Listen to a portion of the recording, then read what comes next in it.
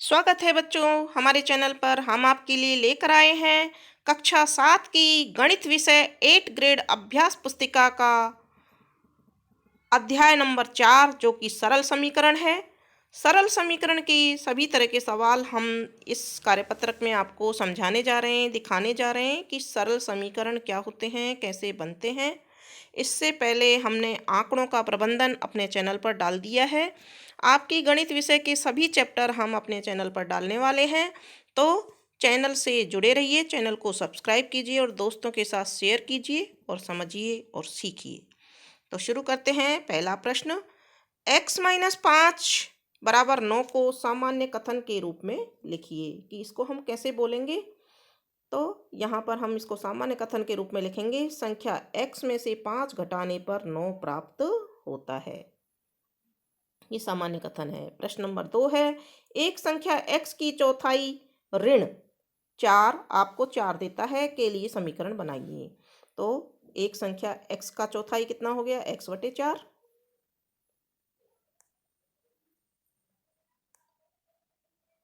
और ऋण 4 यानी कि -4 लिख देंगे यहाँ पर, और बराबर 4 देता है यानी कि 4 प्राप्त होता है। तो इस तरह से पूरा समीकरण बन जाएगा x/4 - 4 बराबर 4। प्रश्न नंबर 3, वह संख्या ज्ञात कीजिए जिसके 8 गुने में 4 जोड़ने पर 60 प्राप्त होता है।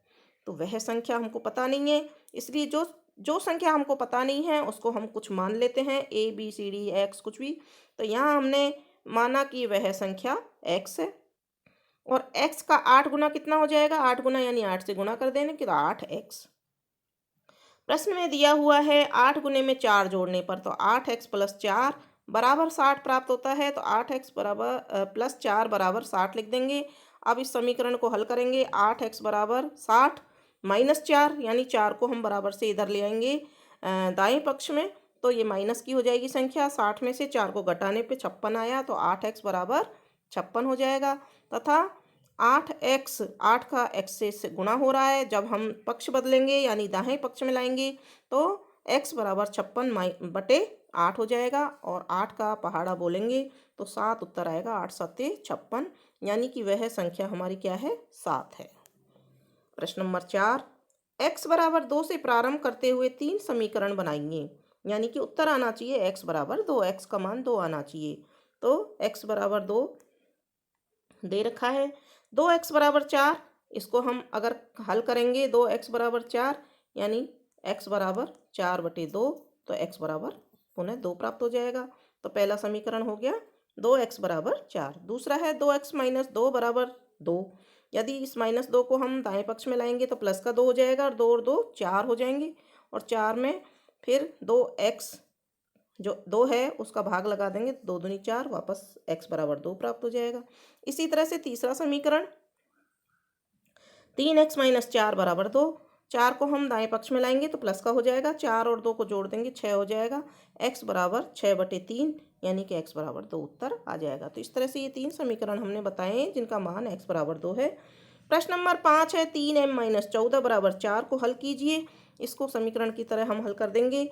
3m - 14 बराबर 4, 14 को दाएं पक्ष में ले आएंगे, 3m 4 + 14 यानी कि 18 हो जाएंगे। आगे चलते हैं, 3m बराबर 18, m बराबर 18/3 बराबर 6 उत्तर आ जाएगा, यानी कि m का मान 6 होगा। प्रश्न नंबर 6 है, 5/2 x बराबर 10 को हल कीजिए। 5/2 x बराबर 10, या फिर 2 को हम दाई साइड में ले आएंगे तो 5x बराबर 10 × 2 हो जाएगा, क्योंकि यहाँ 2 का भाग लग रहा है तो इधर गुणा हो जाएगा। या x बराबर 20/2 यानी गुणा कर लिया, 10 दूनी 20 और 20/5। 5 को हम इधर ले आए दाएं पक्ष में तो भाग हो जाएगा, क्योंकि इधर गुणा है। तो x बराबर भाग देने पे आ जाएगा 4 उत्तर। तो इस तरह से x बराबर हमको 4 प्राप्त हो जाएगा। प्रश्न नंबर 7 है, किसी संख्या के तिगुने और 11 का योग 32 है, तो संख्या ज्ञात कीजिए।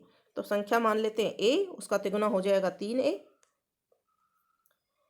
3a में 11 जोड़ने पर 32 प्राप्त होते हैं, तो समीकरण लिख देंगे 3a बराबर 32 - 11, या फिर 3a बराबर 21, दोनों घटा लिया, या a बराबर 21/3, और या a बराबर 7, भाग देने पे 7 उत्तर आ जाएगा। इस तरह से ये समीकरण हल हो गया है और a का मान 7 आ जाएगा, वो संख्या 7 है।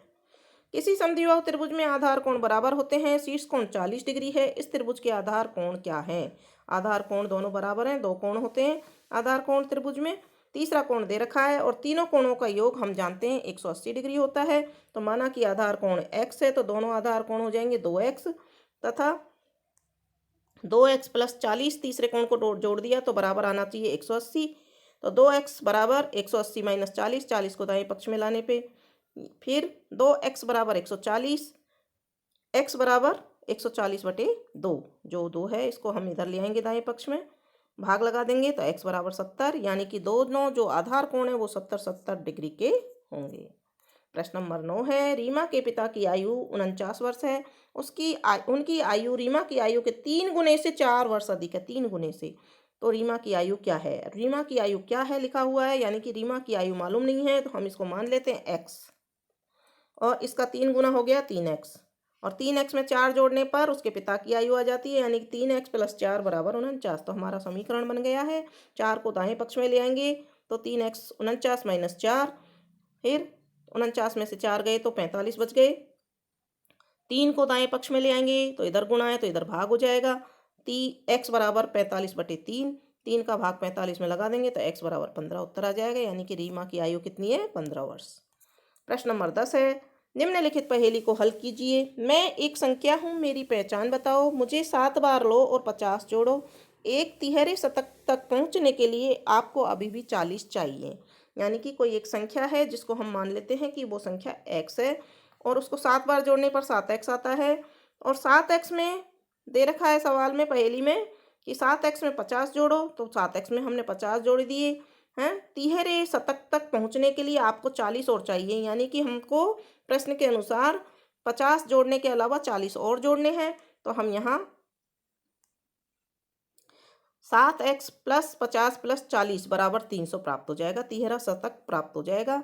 50 और 40 को जोड़ लिया तो यहाँ हो गया 90, तो 7x + 90 बराबर 300 हो गया। 90 को दाएं पक्ष में ले आएंगे तो माइनस का हो जाएगा, 7x बराबर 300 - 90, 300 में से 90 को घटाया तो 210 प्राप्त हुआ, तो 7x बराबर आ गया 210, और 7 को हम दाएं पक्ष में लाएंगे तो भाग हो जाएगा, तो x बराबर 210/7, और भाग लगाने पर 7 × 21, यानी कि 30 आ जाएंगे, तो x बराबर 30। अतः वो संख्या जो पहेली में पूछ रहे हैं वो संख्या मैं 30 हूँ।